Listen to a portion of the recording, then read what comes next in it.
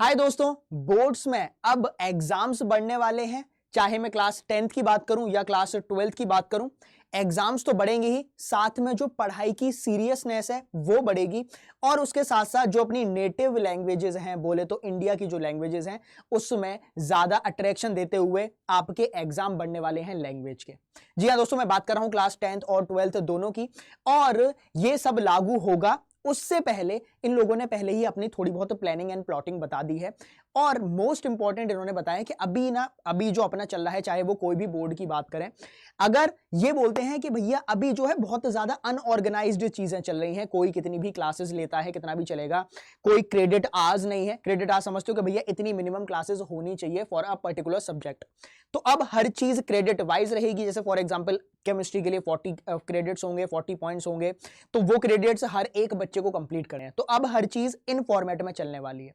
बात करूं मैं अगर क्लास 10th की, तो 10th में अब आपके जो एग्जाम्स होंगे, अभी जो 6 रहते थे अब वो आपके 7 होंगे, जिसमें आपकी 3 लैंग्वेजेस होंगी, 3 लैंग्वेजेस। 3 आपके लैंग्वेज के एग्जाम होने वाले हैं, जिसमें से 2 मैंडेटरी है, कंपलसरी है, वो इंडिया की लैंग्वेज होनी चाहिए। और जो बची हुई एक है वो दैट कैन बी एनीथिंग, वो आपकी फॉरेन लैंग्वेज भी हो सकती है। फॉर एग्जांपल अगर आपको चाइनीज एज इन मैंड्रिन अगर आपको सीखनी है, या फिर कोई और लैंग्वेज सीखनी है, जर्मन सीखनी है, या फिर आप कोई फॉरेन लैंग्वेज नहीं सीखना चाहते, आप इंडिया की ही कोई रीजनल लैंग्वेज सीखना चाहते हो, तो वो भी सीख सकते हैं।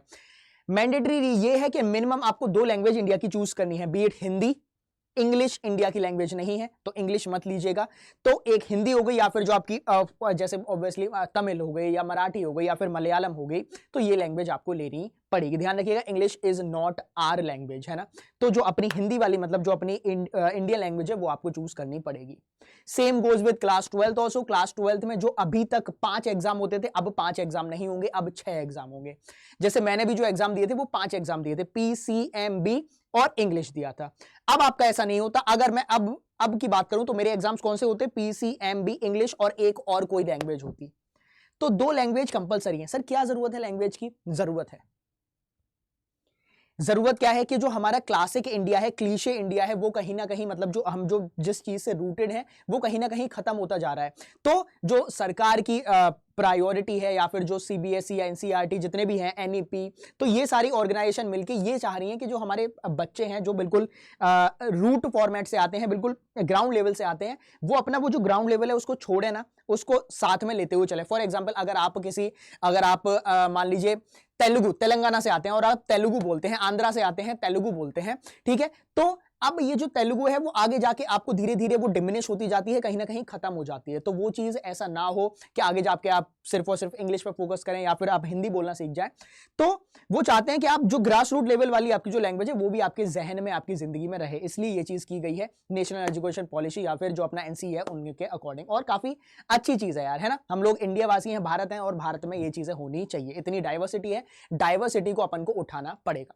अब मैं बात करता हूं प्रोफेशनली फॉर्मेट में आते हैं, कैसे क्या एग्जाम रहेगा। तो one of the propose changes include transitioning from, क्या लिखा है, स्टडिंग 2 लैंग्वेज टू 3, है ना। 2 से के बाद आपको 3 लैंग्वेज पढ़नी है क्लास 10th में, और यही क्लास 12th में आपको एटलीस्ट 2 लैंग्वेज। देखो यहां पे है क्या, at least 2 language must be native of India, लेकिन जो क्लास 12th में रहेगा वो होगा आपके पास 2 लैंग्वेजेस, ठीक है। ये है, ठीक, ऑफिशियल इंफॉर्मेशन है, लिखा हुआ है रिपोर्ट, लेकिन ऑफिशियल इंफॉर्मेशन है। जब आपका प्रॉपर लिख के आ जाएगा, प्रॉपर नोटिस आ जाएगा, तो वो मैं आपको प्रॉपर फॉर्मेट में प्रोवाइड कर दूंगा, ठीक है। यहां पे पूरा लिखा हुआ है। जो इंपॉर्टेंट है, जो मेरे क्लास 12th वाले साथी हैं, जिनको क्लास 12th का चाहिए, उनके लिए सुनिएगा। फॉर क्लास 11th और 12th rather than existing 5 subject, ठीक है, जिसमें से 1 लैंग्वेज होती थी, और 4 जो मेरे मैंडेटरी सब्जेक्ट्स हैं, B it physics, chemistry, maths, biology, या फिर अगर आपको PCM है या फिर कंप्यूटर है, उनके लिए अलग, ठीक है। Subjects would be required to study 6 subjects including 2 language and 4 subject with an additional 5th subject। अगर आपको चाहिए तो additional 5th सब्जेक्ट आ जाएगा, ठीक है। One of the 2 languages must be Indian native language. आपको क्लास 10th में 2 इंडियन नेटिव लैंग्वेज पढ़नी है, क्लास 12th में 1 इंडियन नेटिव लैंग्वेज पढ़नी है। ये आपका इंक्रीमेंट हुआ है, एग्जाम बढ़ गए हैं थोड़ा सा। अब जो है वो पढ़ाई को लेके सीरियसनेस हो गई है। अब ऐसा नहीं होगा, रटन विद्या बिल्कुल 0 कर दी गई है। यहां पे इन लोगों ने एक वर्ड यूज किया है, वो मैं वर्ड आपको बताऊंगा, the term notional learning. Notional learning एक नया टर्म आया है। जैसे अभी एक टर्म चल रहा था इतने दिन से कि भैया केस बेस्ड स्टडी है ना, टेक्निकल स्टडी चलेगी, ये सब चलेगा, ठीक है। तो अब जो टर्म आया वो है नोशनल लर्निंग, ठीक है। क्या लिखा हुआ है, refers to the estimated amount of time needed for typical learner to meet particular learning objectives. अब आपको हर एक चीज लर्न करने के लिए, ध्यान रखने के लिए, तो उसका एक पर्टिकुलर टाइम फॉर्मेट बना जाएगा कि भाई साहब इतने टाइम के बीच में आपको ये कवर करना है। ऐसा नहीं होगा कि आपको 2 महीने में केमिस्ट्री कवर करनी है, 2 महीने में करना, नहीं, पर्टिकुलर पूरा एक्सपेरिमेंट करके सब आपको दिया जाएगा कि भाई साहब आपके पास इतना टाइम ड्यूरेशन में, इतने ही में ही आपको कवर करना है।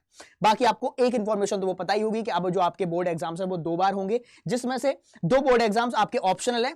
आप चाहो तो दूसरा दे सकते हो, चाहो तो दूसरा देने की रिक्वायरमेंट नहीं है, डिपेंड्स ऑन योर मार्क्स, ठीक है। तो आई होप कि ये इन्फॉर्मेशन आपको पसंद आई होगी, पूरा बढ़िया तरीके से क्लियर हुआ होगा। मैं आपके लिए 1-2 चीजें और बताता हूं। आप 1 सेकंड के लिए इधर आइएगा और यहां पे अड्डा 24/7 एक बारी खोलिएगा, ठीक है। ये उनके लिए जो मेरे अभी क्लास 12th में है और क्लास 12 के साथ साथ CUET की प्रिपरेशन करना चाहते हैं, उनके लिए मैं बस इंफॉर्मेशन देना चाहता हूं। डिपेंड आप पे करता है, क्योंकि हमारा बैच बिल्कुल लाइव होने वाला है, ठीक है। क्लासेस स्टार्ट होने वाली हैं, तो अभी भी अगर आपने संकल्प प्रो में एनरोल नहीं किया है, ये बैच अभी से ही स्टार्ट हो जाएगा।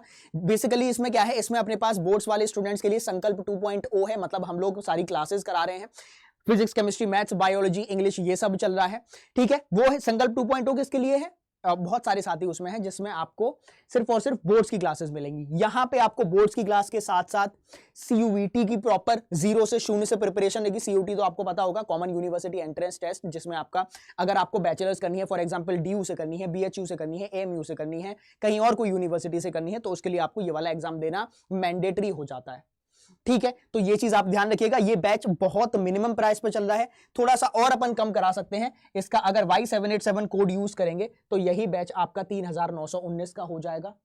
इस बैच में अगर आप ये वाला कोड यूज करेंगे तो 1-to-1 मेंटोरशिप मैं आपको प्रोवाइड करता हुआ चलूंगा, और वो मेंटोरशिप सिर्फ और सिर्फ एग्जाम डेट तक नहीं रहेगी, वो आपका कॉलेज काउंसलिंग में कि सर कौन सा कॉलेज सही रहेगा, क्योंकि ऑब्वियसली अगर मैं इनकी बात करूं, दिल्ली यूनिवर्सिटी की बात करूं तो बहुत सारे कॉलेजेस हैं, तो उसमें कौन सा कॉलेज आपके लिए ठीक रहेगा, कौन सी बेस्ट स्ट्रीम आपके लिए ठीक है, सर मैथ्स ऑनर लेनी है, फिजिक्स ऑनर लेनी है, क्या लेना है, तो वो आपके लिए ठीक रहेगा। तो वो हम लोग यहाँ पे प्रोवाइड करते हैं। तो सिर्फ और सिर्फ पढ़ाई से रिलेटेड नहीं है, काउंसलिंग से रिलेटेड, साइकोलॉजिकल रिलेटेड, ठीक है। और जब तक आप लोग अपनी सीट पे अपने हॉस्टल में जाके, कॉलेज में जाके बैठेंगे नहीं, तब तक हम लोग पीछा नहीं छोड़ते। और वैसे भी अड्डा 24/7 is the flag bearer for CUET exam, है ना। पढ़ाई करिए, कोड यूज करिए Y787। I hope this helps. कोई सजेशन, कोई क्वेरी है तो कमेंट बॉक्स में अपना सजेशन देना ना भूलें। मिलते हैं अगले सेशन में, ध्यान रखिए अपना, पढ़ाई करिए, ऑल द बेस्ट।